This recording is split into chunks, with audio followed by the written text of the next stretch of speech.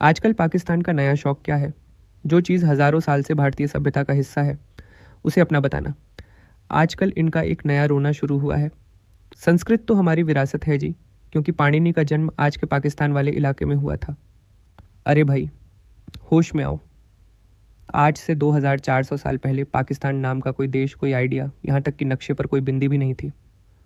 पाणिनि पूरे इंडियन सब कॉन्टिनेंट की सनातन विद्वत परंपरा के शिखर थे, किसी 1947 में पैदा हुए देश के नहीं।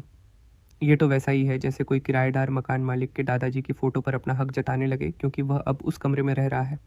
इनका सबसे बड़ा दावा सुनिए। सिंधु घाटी सभ्यता, इंडस वैली सिविलाइजेशन तो सिर्फ हमारी है। भाई साहब, इतिहास क्या सिर्फ अपनी व्हाट्सएप यूनिवर्सिटी की किताबों से पढ़ा है? हकीकत ये है कि यह महान सभ्यता पूरे सिंधु और सरस्वती क्षेत्र में फैली हुई थी। चलो थोड़ा मैथ्स और डेटा पर आते हैं, जिसमें वैसे भी इनका हाथ तंग है।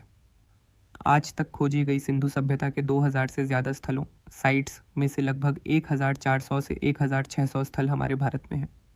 और तुम्हारे हिस्से में क्या आया? सिर्फ 400 से 600 स्थल।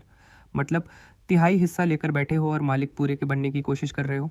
दुनिया के सबसे बड़े और सबसे एडवांस हड़प्पा कालीन नगर राखीगढ़ी हरियाणा और धोलावीरा गुजरात आज भी सीना तान कर भारत में खड़े हैं।